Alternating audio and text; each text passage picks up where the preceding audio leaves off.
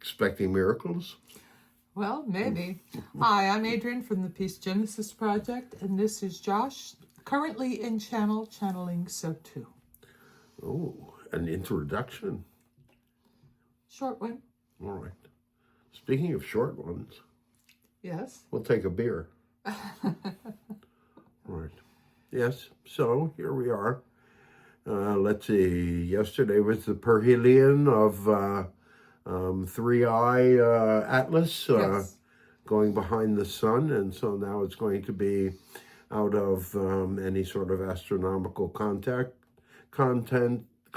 for, we believe, till the 18th or so of November, we believe that, something like that, and so it's going to be a very interesting dynamic to see what your world does with that over the next couple of weeks. So, and expect it to be wonderful.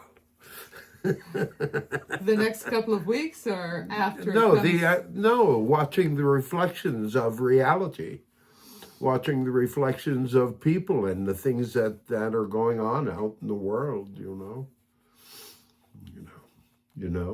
I do know. All right.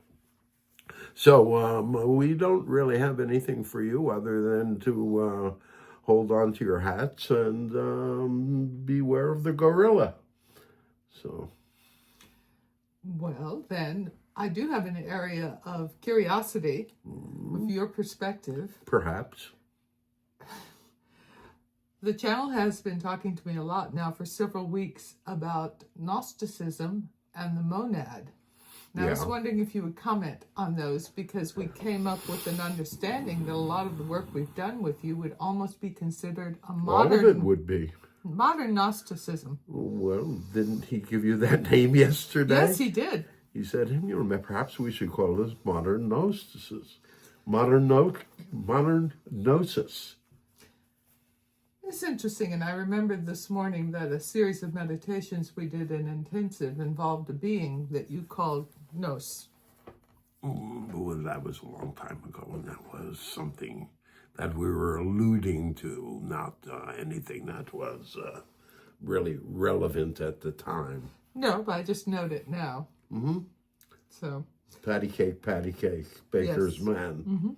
Bake me a cake as fast as I can. You got to look at those notes to make sure that you can remember what you're at here. So, come on. So it seems that there are a lot of ways in which Gnosticism rhymes with the current situation in the consciousness of humanity. Sure. And why would you be surprised? Haven't you seen this coming for at least the past year? You know, things have been speeding up, changes that you have made, each of you in your own way, in your personal journeys, in the personal decisions that you have made, have each gotten you in your place where you are right at this moment now, which is bringing you into that, what shall we say, that ever-present now. And so if you look at the dynamics of your world right now, they're asking you to be here and be present in the dynamic of the moment, because there is so much that is going on in the reflections of your reality right now. There's each of you as individuals will be resonating with different pieces of it, and you know that because it's not really about fixing yourselves anymore. Correct. It's more along the lines of being able to stand on your authenticity, even if that is imperfect. Yes, levels of acceptance and realness, authenticity, as you said. Well, and that's the bottom line, isn't it? It's acceptance of self. And the realization of self, you know. And so, yes, there is a very parallel energy going on here. And we believe, as Shell said the other day, the dynamic is that there are, if you go to Twitter or you go to other places on the internet, there are all of a sudden a lot of people speaking about Gnosticism. and the whole dynamic of that energy. Now, why would that be a reflection that is coming up now that is almost a juxtaposition of the energy that is happening with the revival of Christianity in your country? So there is that too. Well, there's a movement that they're almost opposite movements. You know, if you accept the dynamic, if you accept the premise of the monad, that means that everything that you have known is a lie.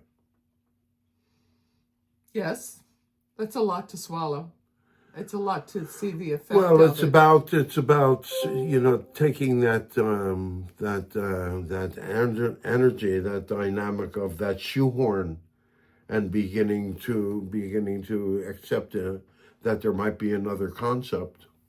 The whole dynamic of and how do you do that without objectifying it and making it your enemy? Right. Because that's, if you're making anything your enemy in that sort of way, you are not in connection. You are not in connection with the all. And because wouldn't you describe the monad as the all, the supreme consciousness? Yes, which doesn't differentiate, or there is nothing outside of it. There is nothing outside of it. That's absolutely right.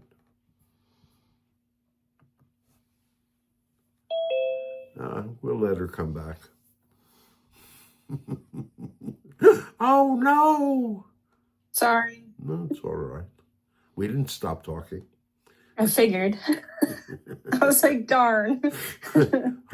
Well, Adrian's recording it on 2 devices now, so. So I want to know Since she's a double devicer. I want to know more about Sophia. We don't know anything about Sophia. And so Sophia's movement as we become more... Again. Modern Gnosticism All right. is seeking to remove the labels. If you look at the dynamics of Gnosticism, the last 2 pairs of the emanations, the last 2 pair of the emanations is Sophia, which is that sacred feminine, and Christ, which in a way is the sacred masculine.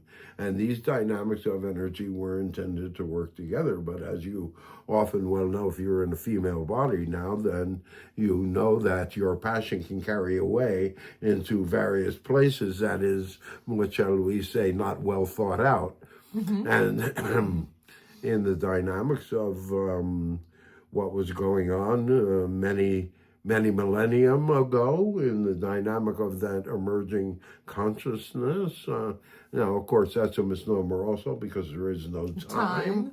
But if you understand that, you're going back to inception and the whole dynamic of the first, what shall we say, definitions of the different energies. What you have had to do is the energies existed before language had existed. Yes.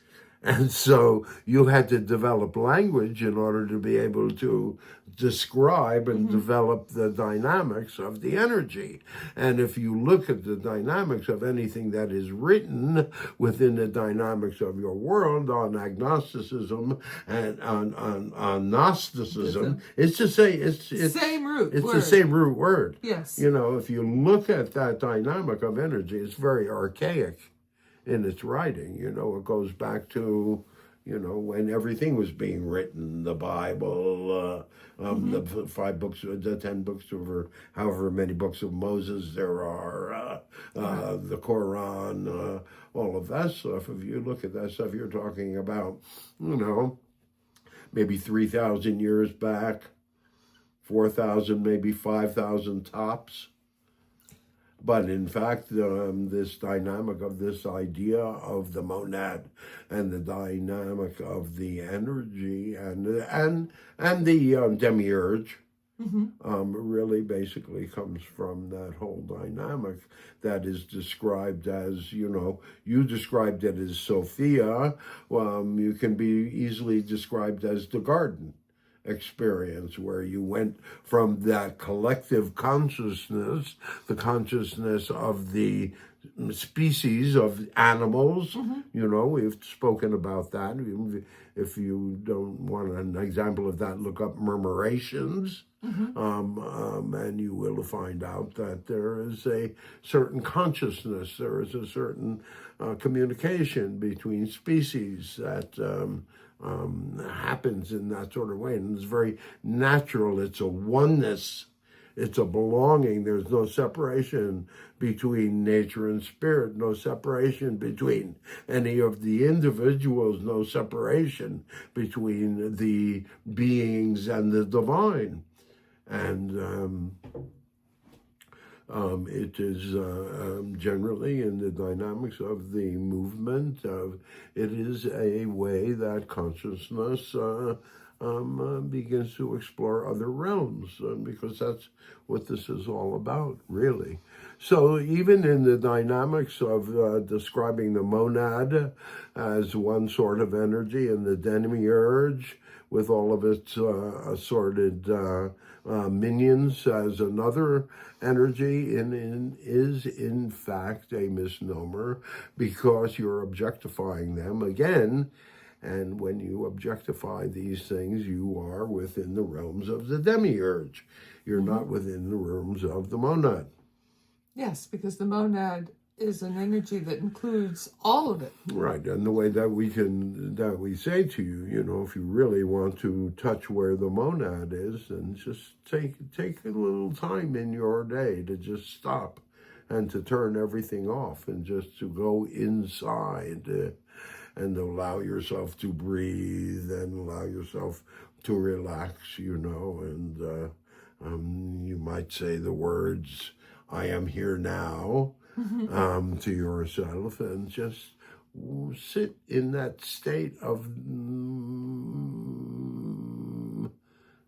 being and notice what comes to you. That is the dynamic of you seeking to align yourself with that supreme consciousness. And so it's available to any of us. It's available to all of you. You have all experienced it, sometimes only briefly, but you've all experienced it. Even many of you just when you were children. But